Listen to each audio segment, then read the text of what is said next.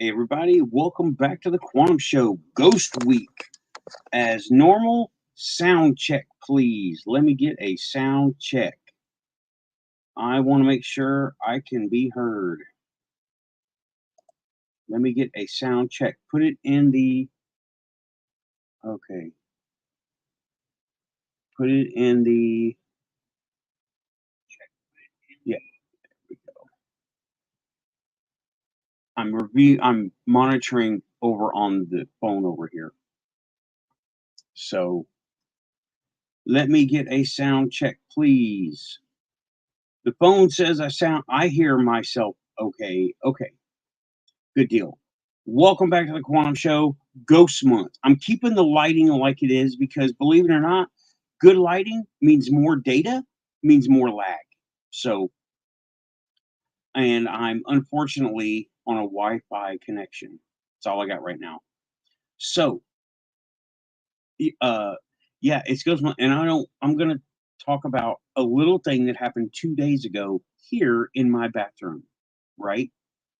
Yeah, welcome to the chat, everybody. We got a new moderator, Timothy Stafford. S. Stafford, he is new mod here. I've known him in real life for a long time now. Got Tim Stafford, Dorothy Boss, Dorothy Hawkins, or Diane Boss. Oh, sorry about that. Diane Boss, Dorothy Hawkins. Black Dragon's here. And I believe that's it for now. Raven was here, Shadow was here, but he's doing his show. And they're over there. So that's cool. They're talking about zombies in gaming. And yeah, so what happened the other night was it was a small one. It wasn't very dramatic, but it's something that I saw. It happened here. This place is uber haunted. Okay. And there's all kinds of little things. Sometimes I think it's the fridge. Sometimes I think it's the water heater. Other times I don't think so. Like earlier today, there was nobody here, and I heard noises. I'm in my room at the end of the hallway, and everything else is down there, and I heard stuff. Okay. Oh, Dorothy saying, I'm sure it was a zombie ghost girl who tripped me up at the children's room at the museum. Well, okay. And Sarah, hey Sarah. Shout out to Sarah, Mrs. Bear, Sarah Bear. Okay. And Dorothy says, I'm pretty sure it was a zombie girl who tripped me up in the children's room at the museum. Okay. Hey, Raven. Yeah, Tim, I would like to come out to your area at some point. You're not too far away. I need to do that. Need to make that happen. So what happened the other day was I just had to go to the bathroom. It was not a big deal, right? I went to the bathroom and I walked in. I got a big mirror. Okay. And as I shut the door, now this could have been my eyes playing tricks on me, but there's so much stuff that happens around here. I have to remember. Okay. I open the door, I turn the light on, and in the mirror, and I swear in front of me, so I got the reflection of it too, right? What looked like cigarette smoke. It looked like a little wisp of cigarette smoke, but it was about a little less than well, maybe more than a foot long, and it had like it was almost like a Nike swoosh, but it was very angular. Okay, and it whoosh out the window. I keep the window open over there, and it just whooshed, just no sound, no nothing, and just whoosh, right out the window. Cemeteries out there, okay, and that's what happened the other day. So this place is very haunted. There is no doubt about that. I've had Shingoji came in here and said he saw somebody, saw several somebodies, and I believe the kid's name is Ian. That was told to me by someone. I think his name is Ian. I'm not sure. Maybe not Ian, but I can't remember. I should write these things down. And they were putting in some air conditioner stuff at the church over here, so they left the lights on, and yeah, they left the lights on. It looks haunted anyway with the lights on or the lights off in the lower level. Yeah, I wanted to talk. It's Ghost Month, so all this month I'm doing haunted stuff and whatever's relevant to it, related to it. And this was the first white knuckle scared experience I had ever had. I was in El Paso, and I was getting ready for deployment to Saudi Arabia. I was doing what's called a POM. I don't remember what that stands for. It POM, POM, where you get everything ready, new. You get your will, you get new dog tags, you get your body bag, you get all your shots and vaccinations to go to the area that you're deploying to. And it was being done in this big gym on Fort Bliss, over by my old work, right? Over by Chapel 1. Or Chapel 4, sorry. And I was working at Chapel 1, they moved me to Chapel 4. This was the second year I was at Fort Bliss.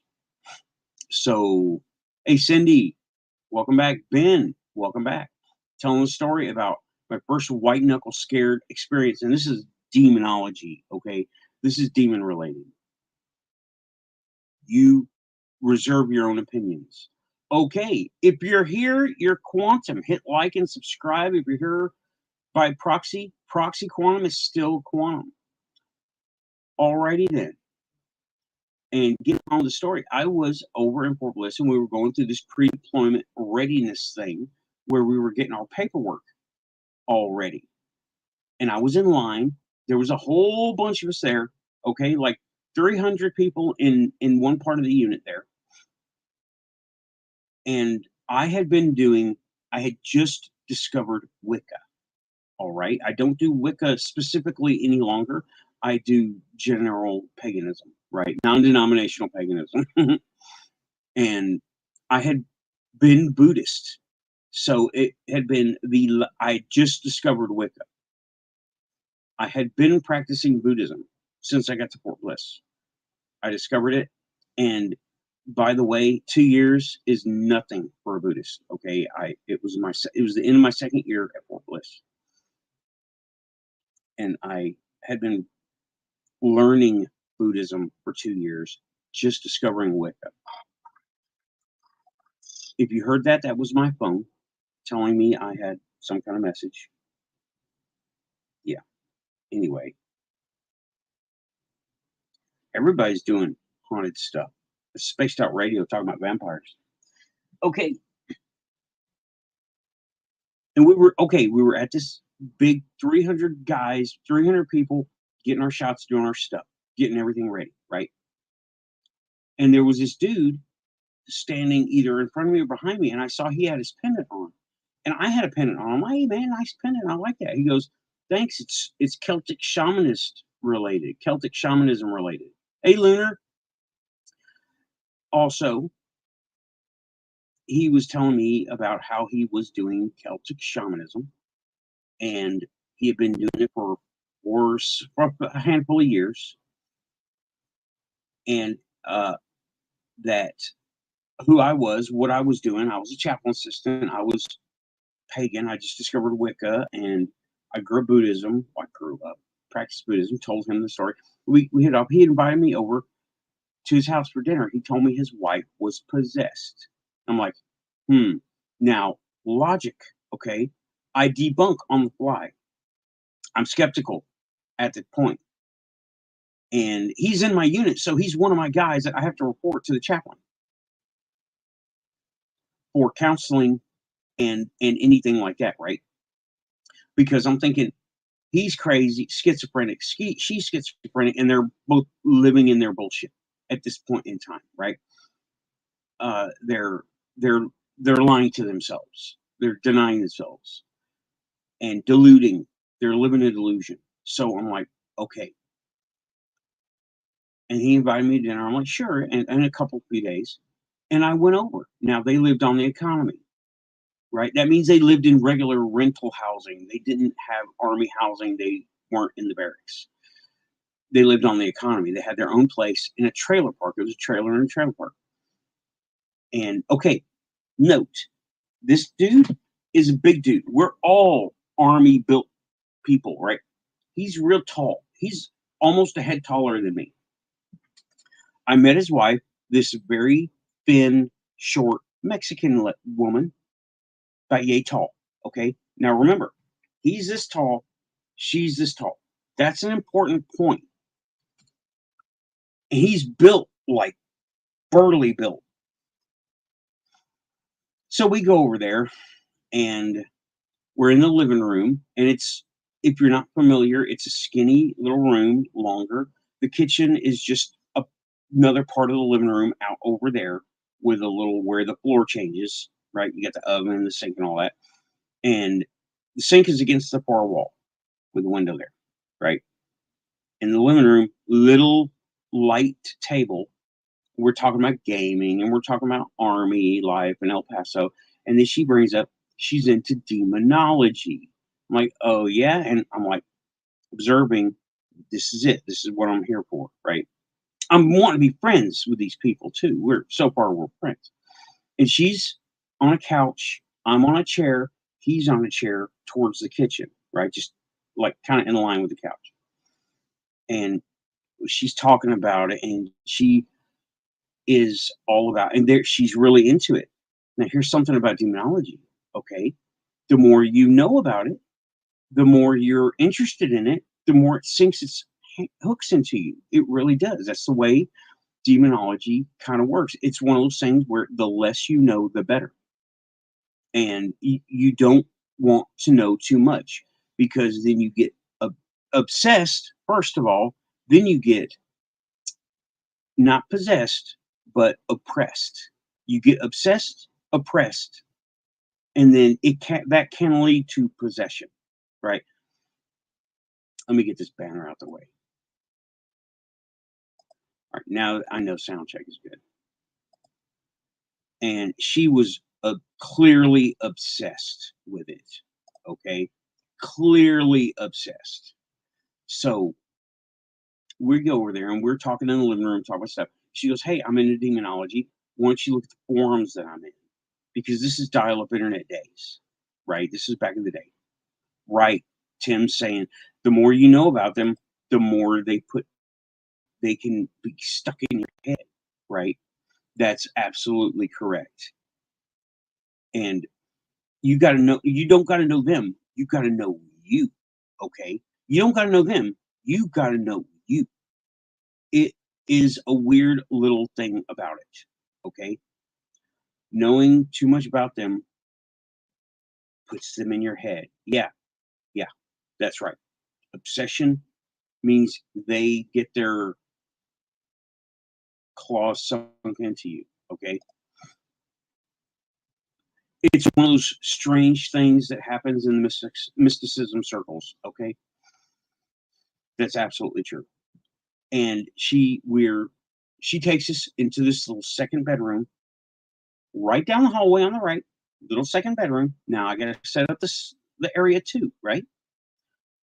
They've got a computer desk, and if this is my computer desk and you're on my computer screen, right? I'm sitting over here in a little chair. He's on a futon over there. Air conditioner is directly behind us on. It's the desert. It's on. Okay. So we got air moving in the room. It's nice and cool. Okay. So, and she gets on there. I have a staff. I have a walking stick that I made. Now I have to introduce the walking stick because you'd have questions later. I first got to Fort Bliss and I was put at Chapel 1 and told, and we had this building with a courtyard in the middle of it. It was totally enclosed, courtyard in the middle of it.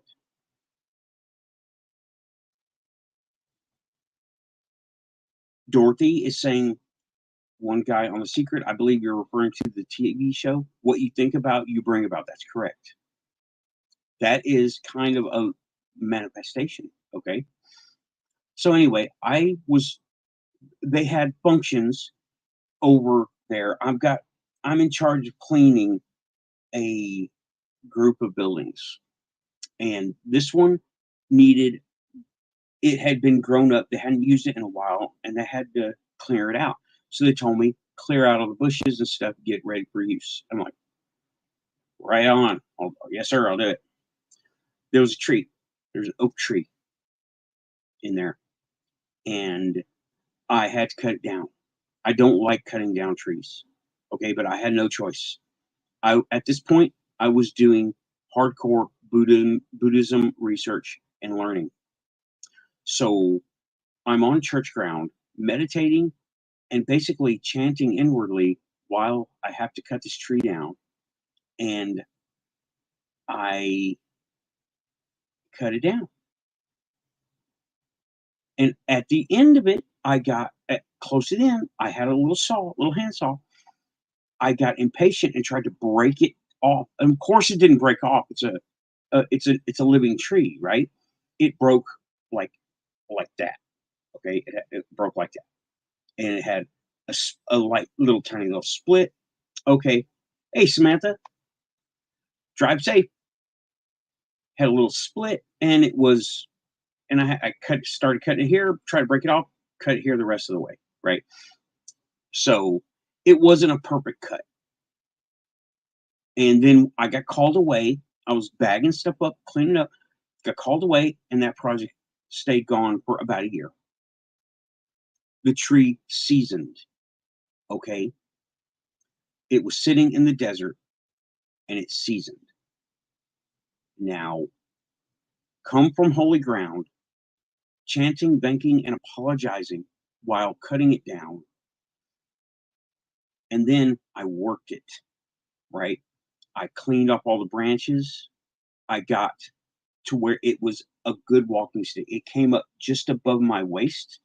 And let me tell you, everybody who saw it wanted it. Everybody who saw it, who was good, wanted it. All kinds of stories about that stick, right? But I had the stick with me in the trailer home that day. I was sitting on that little chair. Remember, she's on the computer. I'm to her right, dude's to her left with the air conditioner. We go back. I have the stick sitting I'm cross-legged in the chair, have the stick sitting across my legs. And you know how something is shiny in a room and you keep having your attention attracted to it because it's shiny? That's the way she kept looking at it. She's starting to sweat. Okay. And all right, she's starting to sweat. I'm sorry, my oration skills are not the greatest. If you're driving, don't let me frustrate you. All right. Yeah, Tim saying, I want it and I ain't even seen it. It got stolen. It got stolen. And hopefully he's still doing his job out there. I called him Mule. I named him Mule because I had just discovered Wicca and paganism. So I went with Mjolnir. No, can't have Mjolnir. Mule, short for Mjolnir. Okay. So I was sitting there. She kept looking over at it. She kept looking over at it. And she's starting to sweat. So it's oppressing her right now. I didn't know what was going on. We never got to dinner, by the way. We never ate anything. And she tried to reach over. Now, I worked the stick. This thing was smooth like a table leg. All right. I worked it. I oiled it. I sanded it. I made sure you couldn't get hurt on it. All right. There's only on where I broke it off was where you could possibly get some kind, like if this is it, right? You'd have to really work on it because it was seasoned wood, right? You'd have to really work on it to get a splinter. Had sitting across my legs. She reached over and she was going to just go like this, but she went like, and he jerked her hand back. Got a splinter immediately. And it was full on swollen and infected right then. It was swollen. She goes, "Oh, you need to sand your stick." And me and dude looked at each other and go, "Shit." Yeah, we were like, holy shit. So she goes to the bathroom to doctor her hand, get the splinter out. It did not like her. It did not like her at all. This is a holy item at this point. Okay. It is a holy item. And it is some kind of relic. Came from holy ground. That churchyard was consecrated. Okay. I made it. I cut it down while I was chanting, and I worked it with my own two hands and a Leatherman. Okay. And sandpaper from dollar store. Right. So that was a relic or a holy item of some kind. They do exist. You can make them, but it takes effort. All right. You can't just whip them out. You don't just go, I'm Harry Potter, bippity boppity, and I have a Horcrux. No, it doesn't. It takes certain set of circumstances and effort on your part to create an item like that. All right. So she runs to the bathroom. He looks at the stick. He take. There's no way you can get a splinter off of this. And I'm like, I know. I did that myself. Hmm. Tim saying it's like a Buddhist monk's quarterstaff, but more like a Buddhist student, because I was nowhere near that level. All right. And she goes on, she's on, and a little while, a few minutes into her looking at the forums, talking to them and us chit chatting and whatever about this, she lets out this god awful sound, and it's, hey Shelly, I think I saw you earlier.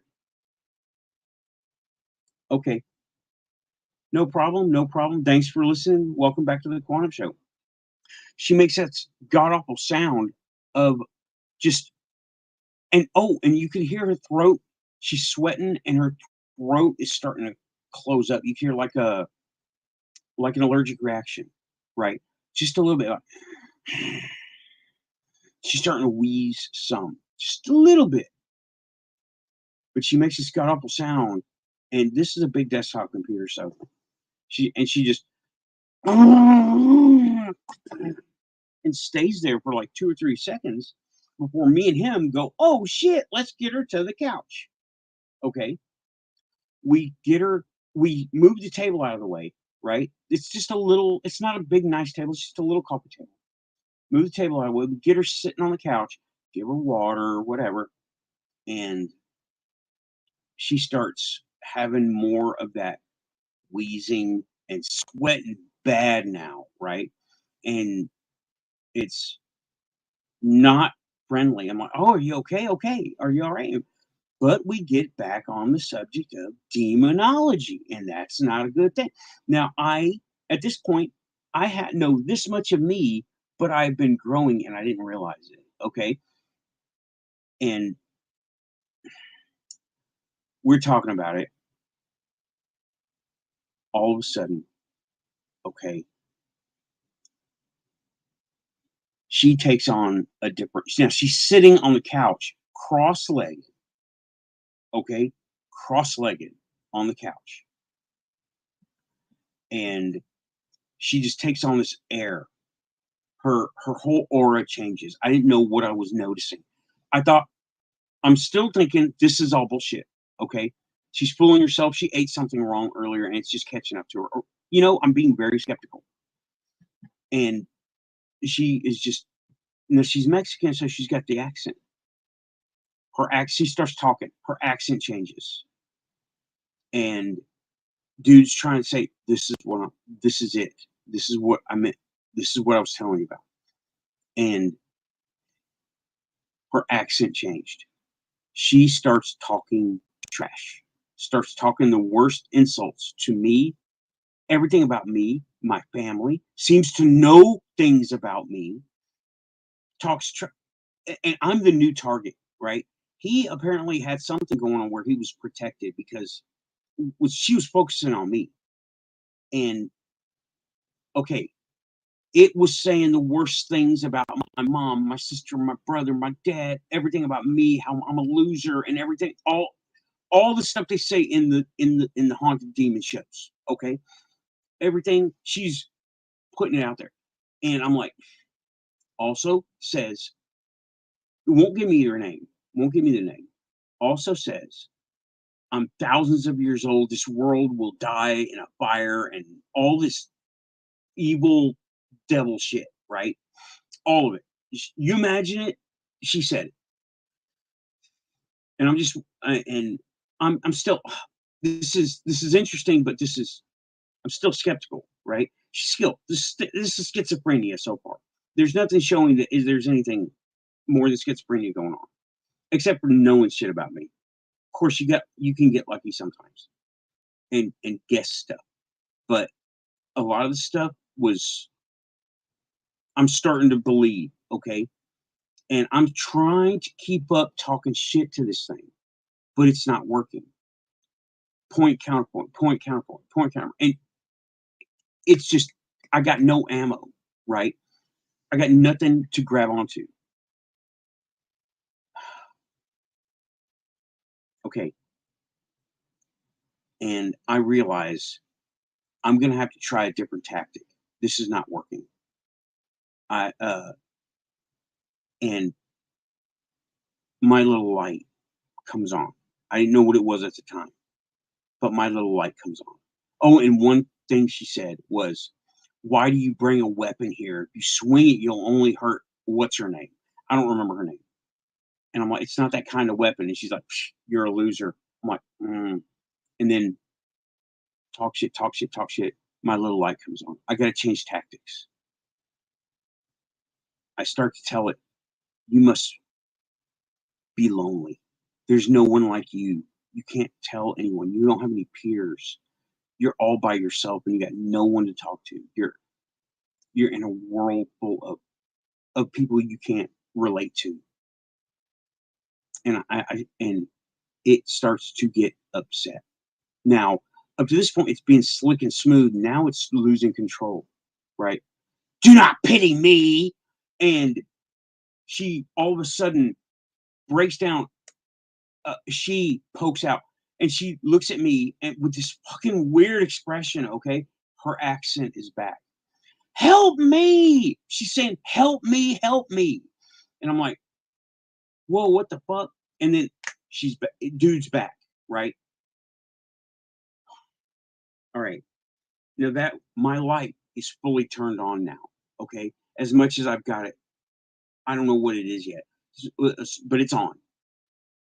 Dude tries to, now remember, she's this tall, he's this tall, okay? She's sitting cross-legged on the couch.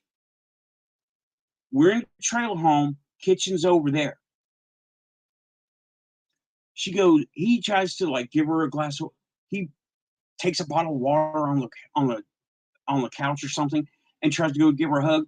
This little girl picks him up and throws him into the very wall on the outside of the kitchen.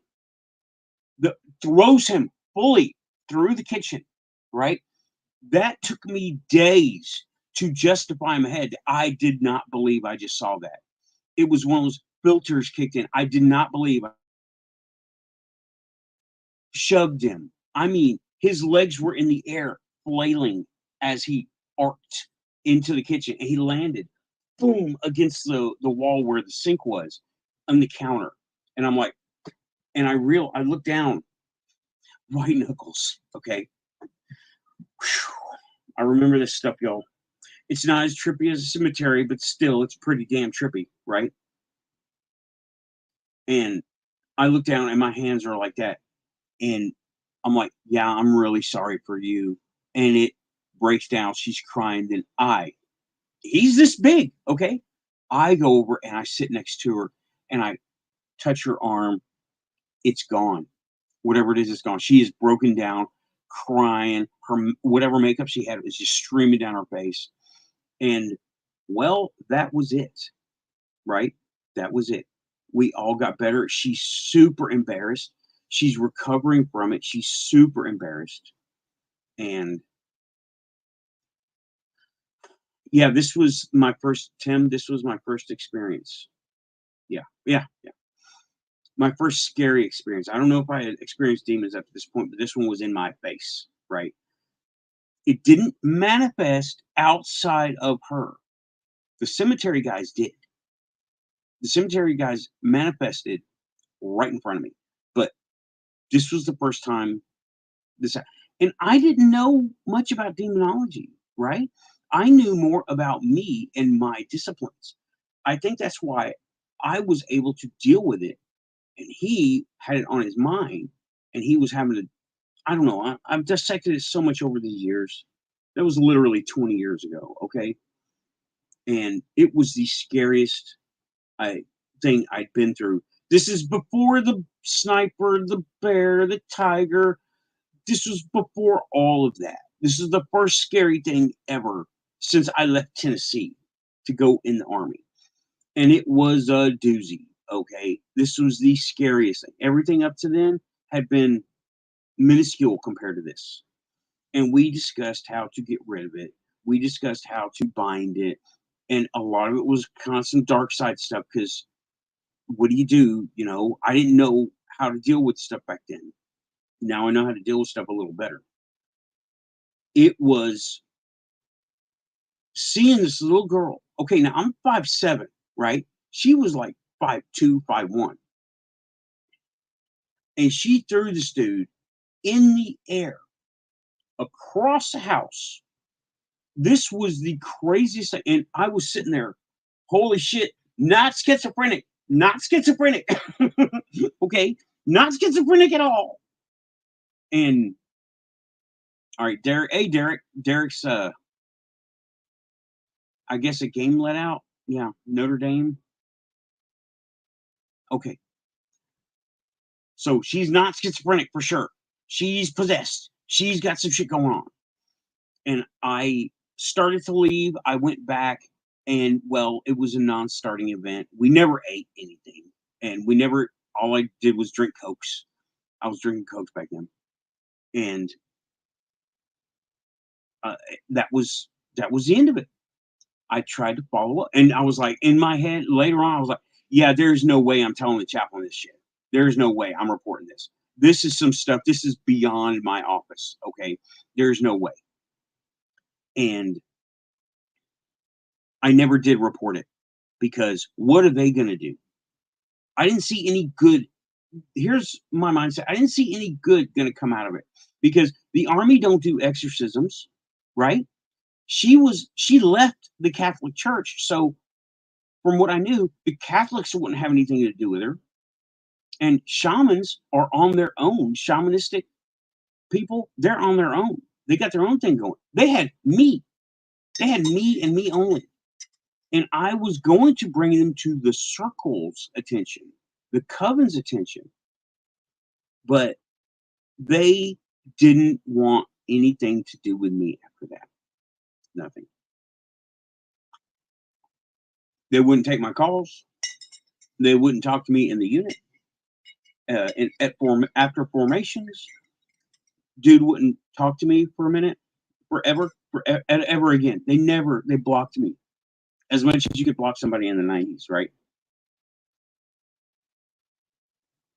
Dude, that was the craziest shit up until the most recent shit.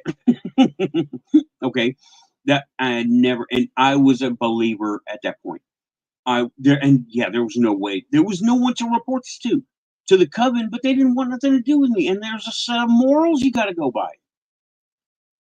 We could be aware of them, but we can't interfere. You can't interfere with someone unless they kind of get permission and ask for it, or they attack somebody. They didn't attack anybody, at least not overtly, okay?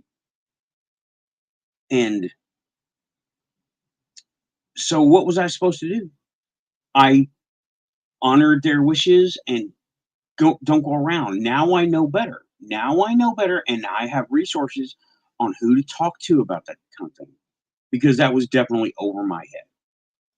And no, Tim, at this point, I thought they were both schizophrenic or living a lie because my chaplain came to me. Do you remember the show, The Highlander, the movies, right? My chaplain came to me in Germany. Now, this is before Germany, right? But I knew people lived their own bullshit. And he had told me that he counseled this couple.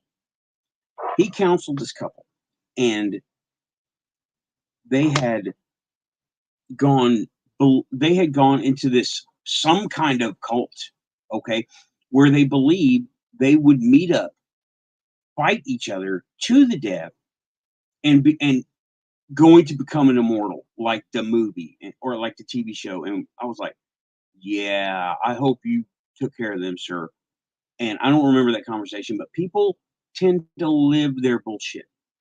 I didn't believe them at first, but no 5'1" girl is going to put a 6.5 foot guy in the air.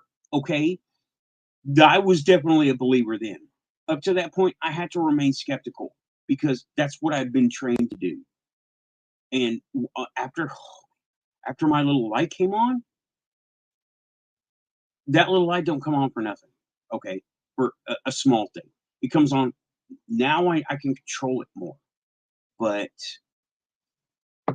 it triggered some kind of internal something in me because it was real. And I didn't believe it at first. I thought they were schizophrenic. They needed treatment. And I was going to refer them to the chaplain for this, that, the other. No. Not schizophrenic. Not schizophrenic. For sure. Not schizophrenic. And, oh man, you got to be there. Okay. Yeah, apparently Black Dragon saying it happened for a reason. I don't need to know that reason. I know it did happen for a reason, but they cut me off. They wouldn't talk to me ever again after that. It'll help a little bit. They wouldn't talk to me ever again. I tried. I don't know if they changed their number or blocked mine, because blocking people was hard back then. We had flip phones and Nokias and stuff. We didn't have all the tech that we have now. And it's one of the things that I don't expect anyone to believe it, right? But it happened. I was there, and I wish I had a witness. I wish they would never have cut me off. I wish they kept in contact, but they didn't. They didn't want to.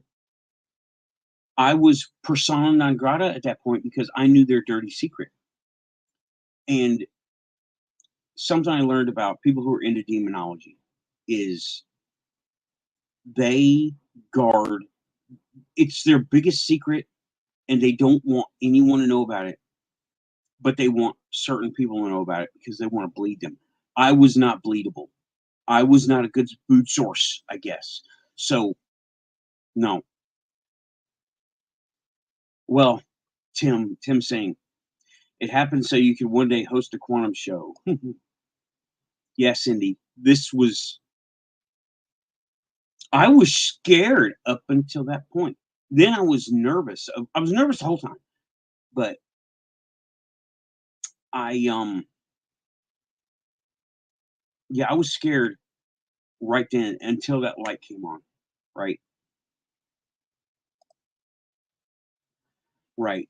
Most believers or non-believers, they believe in Hollywood stuff, the Hollywood version of it. This wasn't no Hollywood stuff, okay? Right. Oh yeah, Dragon, for sure.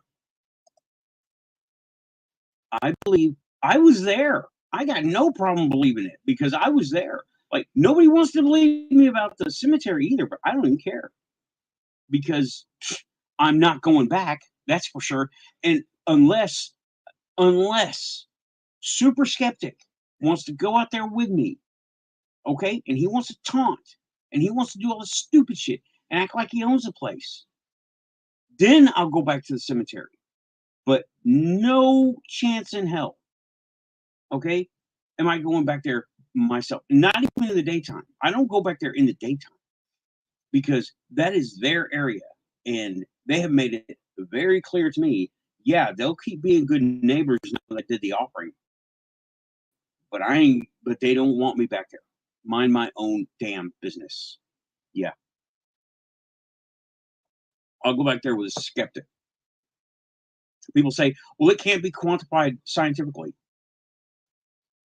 Our science does not fit reality in some cases, and that's one. And this haunted girl, possessed girl, didn't fit that. Our science does not fit it. Our science is not the end all of discovery of all we know. Other things exist. That's one. Possessed girl was one. Anybody possessed is one. Okay. Now, yeah, they could take medicines, but it would make her into a vegetable. We've all seen the effects of those meds. Make her into a vegetable, make her into a violent person, all that stuff. And uh, these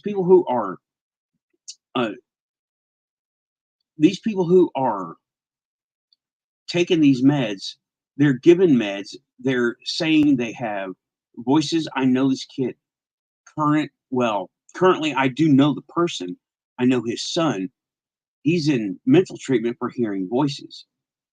Okay, I tried to ask what the voices are saying, and I tried to just in a car ride. Right, I didn't spend much time because none of my business.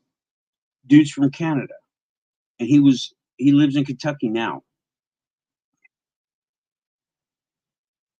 His kid is on these meds for hearing voices, and I was like, "Hey, man, kid, hey, man, what do the voices tell you? You're not good enough. You can't do this. You can't do that." And I'm like, "These aren't voices. This is personification of self-doubt, right?" And that's how he's making sense of it. They're not voices.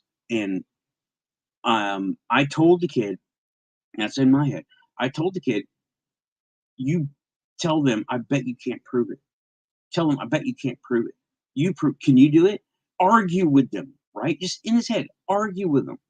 Because those voices, he was personifying his own self-doubt the best way he could.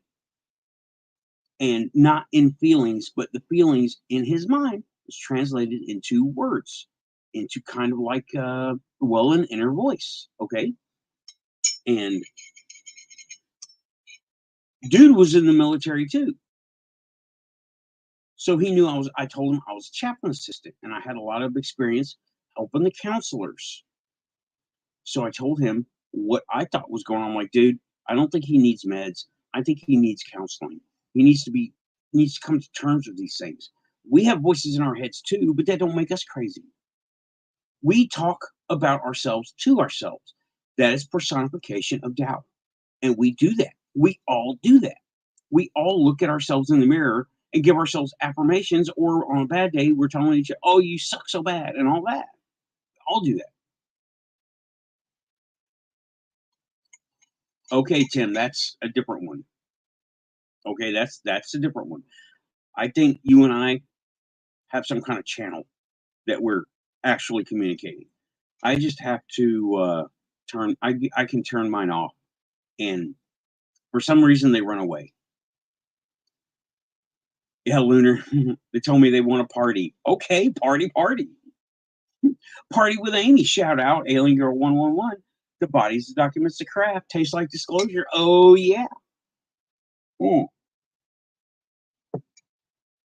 But, yeah, we all have internal dialogue in one way or another.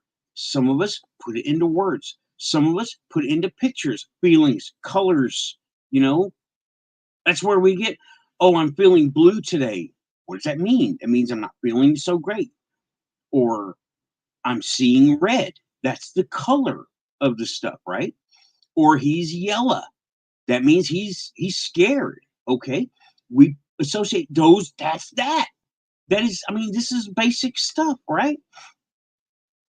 And green with envy. Do I need to say any more? That's one way we communicate with ourselves. Kid was talking to himself about himself, his self-doubt. That's what I saw. That's what I heard. That's what I understood. So manage that stuff, right?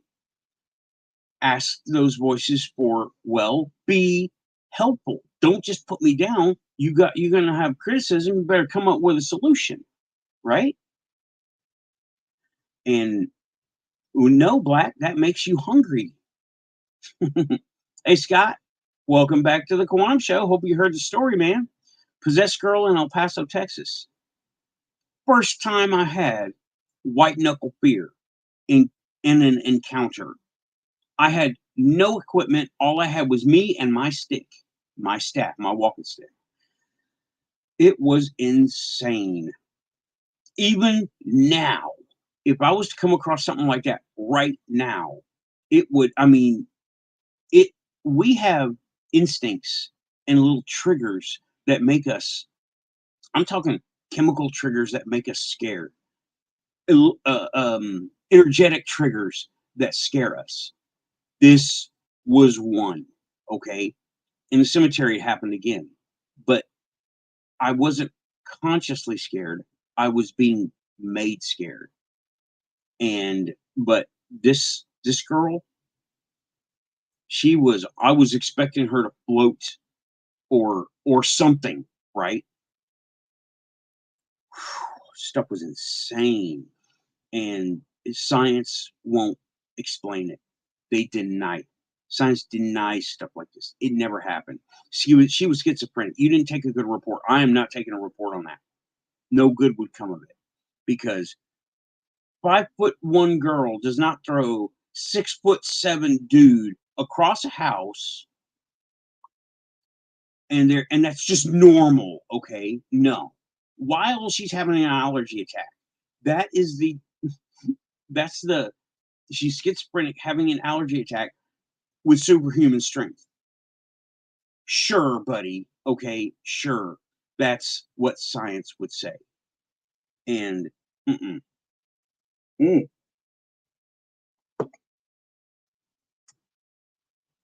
And that is and when that stick, that's when I realized there was something special about that stick. I didn't think there was something special about it up to that point. I thought it was a neat craft project because my dad did woodworking part-time sometimes. I come up with it. It wasn't the greatest job, but everybody who saw it, who was a good person, who talked to me, wanted it. Everybody. And I was driving a little white pickup truck in El Paso, okay? And I managed to fit it perfectly on my dashboard in a little Mazda B2200, 89 Mazda B2200.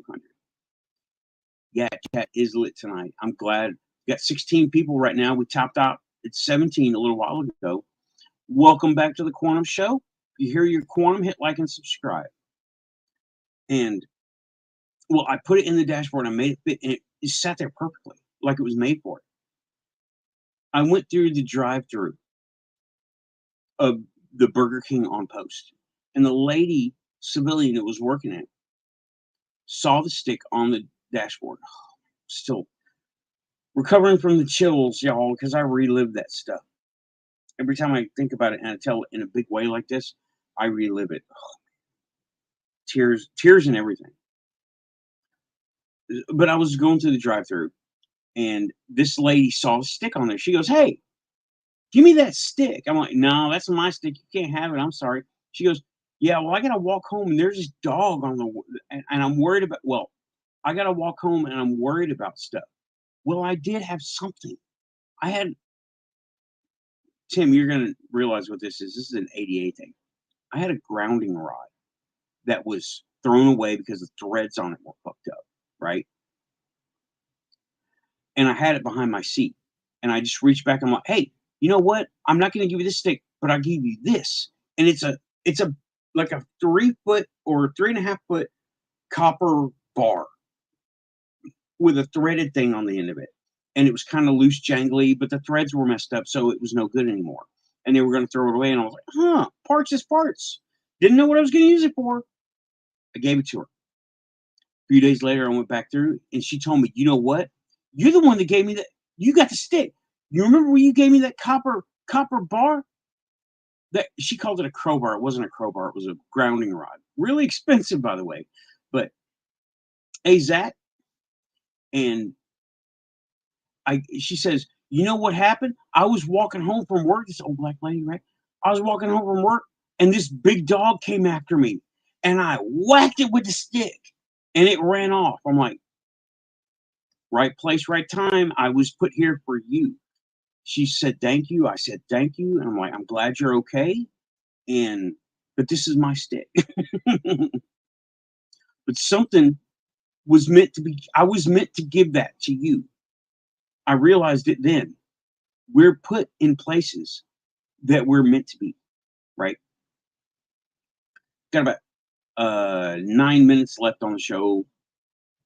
About 6 minutes, 9, 10 minutes left on the show. We're going to stop at about 10:05. And yeah, I have related the possessed girl, the recent thing in the bathroom here, and the story of the stick, which is still, if I could find that stick again, I'd steal it back and it would come to me, right? I need to manifest that stick back, but I got to go back to El Paso. House got, after I left El Paso, I'm not going to get into it. My life there fell apart, okay? And I had to move. I moved to Colorado for a little while. I left it there. I didn't want to, but I left it there. I had to get the fuck out real fast, right? And I didn't get a chance to take it. I left almost everything because I just had to leave. There was no way I could stay there. So house got broken into and everything got stolen. Everything that was worth anything got stolen. And apparently someone found that stick and it got stolen too. So, hey, okay, Sarah, you got your own account now. Okay. Right. Use both computers. Heck yeah. Get better, Sarah. Tim told me what happened, and I'm sorry that happened. Get better. Aid and Dorothy, everybody. Okay, shout out to everybody in the chat. We got Zach Dicance Monsieur, Sarah Stafford, Lunar Sparkles, Dorothy Hawkins, and let's see, I'm just going up the list, scrolling up. Black Dragon, Diane Boss, Tim Stafford is here. I think I said it already. Said you already. Black Dragon and Raven was here. Shadow started out here. He went to his show. Let's see who else. Lunar Sparkles. I think I said your name already, but that's okay. And yeah, Diane Boss. I double shout out. Double shout out. You've been here since day one for me, which hasn't been that long. Derek Galloway. Ben, the Yorkshire Goofonian. I think he was here. I don't think I shouted him out earlier today. Sorry about that. Yeah, Raven, Dorothy, Diane, Dragon. All right. Yeah, I think that's everybody. Whoo! What a story. Ghost Month. I love it. Right? And there are others. I need to remember. Let me tell you, when you have so many stories, they tend to blend together. Got 20 in the chat, 20 watching. Well, hey, Bob Perkins. All right, Bob. Hell yeah. Clean naked. That's the only way to do it, dude. Thank you, Tim. And I'll have to remember these things because let me tell you, so much has happened. It just blends together. Okay. I had another story I wanted to talk about, but I can't remember it now. I should have wrote it down. I think I was half asleep when I thought of it. Yeah. Well, I call it Ghost Month, right? Season of the Witch for sure. Whew. Okay. Today has been trippy, right? All day.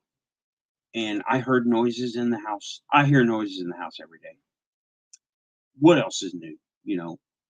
I don't go to the cemetery because they had told me basically to stay over here and we'll be fine. I'm like, okay. All the time she stuff. And you know what? My door is right here, right? I always see something down on the floor, like the corner of my eye type thing, moving around, right? I can always, something is here. Definitely something's here. Shingoji came over and says, I have two somethings when he was here. The little kid and Charles, the person who passed away in the living room. That was a trip. That was a trip. And having him doing that, or having Shingoji come over here and just see things, and you know how you see someone when they notice something. He was doing a lot of that. He was doing a lot of that. Okay, everybody, I'm going to go ahead and wrap it up. I got like less than 5 minutes left in the show, and oh wow, Lunar, that is, ooh, those both sets of 4 people there. Local cemetery is a homeless encampment. Ooh, that's strange when the dead care more for the living than the other living. You know, they say, come here, stay here with us, right? What a world. I'm not going to get into the state of things right now. We might do that on the panel, but not going to do that right now. And okay, my background, well, I think I'm kind of boring. Okay, but listen to these stories that I tell people, and I'm like, am I boring? Am I not? I thought I was boring. I thought this was like boring stuff, but no, I've been hanging around muggles too much. People who don't have this stuff happen, they think it's boring because they think I'm making it up, or saw a movie or a TV show about it. And I'm like, no, this stuff happened to me. And yeah, okay, Lunar, I think you're saying later. Later. Thanks for coming by the Quantum Show. And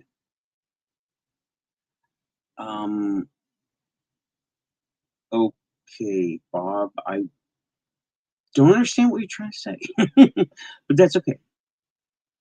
Yeah, Raven's saying, I am not boring. Okay, I'll take your word for it, because I always thought I was boring, because, I don't know, maybe it's just a trauma response or something. Yeah, we're here. Diane saying, we are here, so you must not be boring. I guess. Thanks, everybody. Thanks for coming to the Quantum Show. Now, it seems the thing to do on YouTube and the internet. Links are in the description. I did get a full description today. Links are in the description for PayPal and Buy Me a Coffee. Funds go to doing show stuff. Okay. I'm thinking about getting hiring out and getting an internet bot called Raven's Cats to come into my chat room and just say random, silly, funny cheeseburger style things. But that costs money, and I don't know how to do it. Even though I could learn, I just kind of don't want to. You know, I got my hands full with all this other stuff. Still working on my little science project, but I'm not talking about it on the internet because the other side reached out to me and says, stop talking about this. Work in the dark. And that's when they start talking in things like that, like work in the dark. They don't mean turn the lights off. They mean don't tell anybody. They mean be secret. I'm like, there's the cat again. There is the cat again. That's the cat right there. This, I've got lag. That's not the cat. That's the cat. See, Raven's cats are here. That is cheeseburger for I want to spill your coffee. Alrighty then. Okay. Hide. Yeah, there's so much stuff going on that uh, Dorothy's saying, I know what you mean, Nathan. I could learn it, but too many irons in the fire. Yep. Yeah. Derek, you're all right. Right. Time for Plan Q, Quantum. And Yeah, someone brought to me, he said, "Well, they could say that's you being QAnon." I'm like, "Those guys, no, not QAnon, quantum show." So, yeah.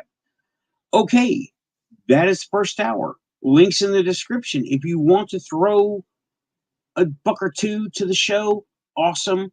I want to get some stuff moving. I want to learn how to put music on here. Welcome to all the new members. Had a handful of people subscribe this week. Awesome. Welcome to all the new subscribers. Got Tim Stafford is a new moderator. Known him forever and ever, right? Over 20 years.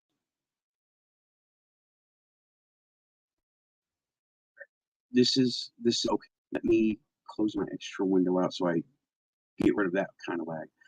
Alrighty then. Yeah, catch the replay, Dorothy, because I can't tell that story too much or it'll just freak me out. Okay. I've told it 4 times in the past few days, and it's gotten me paranoid because I remember it. And it's funny when you tell a story that hasn't happened in a long time, you tend to remember details that you don't that you flesh out because you know what's going on. You're not bullshitting yourself anymore, and your own filters to yourself go down. You don't want to lie to yourself anymore, and you don't want to make it work in your head anymore. You're like, whatever happened, whatever works works. Well, there it is. And since I said just recently, bring it all on, I'm realizing things that have happened. Like, hmm, okay, that is the show. Yeah, quantum or traumatic for sure.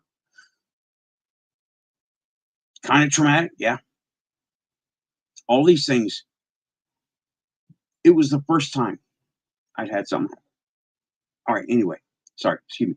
That is the show. It's time for more coffee and break time. I'll be back. I'm going to set up the panel probably 20 minutes or so. And Joe, Lynn, and Frank will not be here. They're busy tonight. It is circle night. So, yep, we're going to go and do what Tim said it. Tim said it. Pushing buttons. We've got to push buttons in the show. Thanks, everybody. Yep. Back in a little while. Keeping it quantum.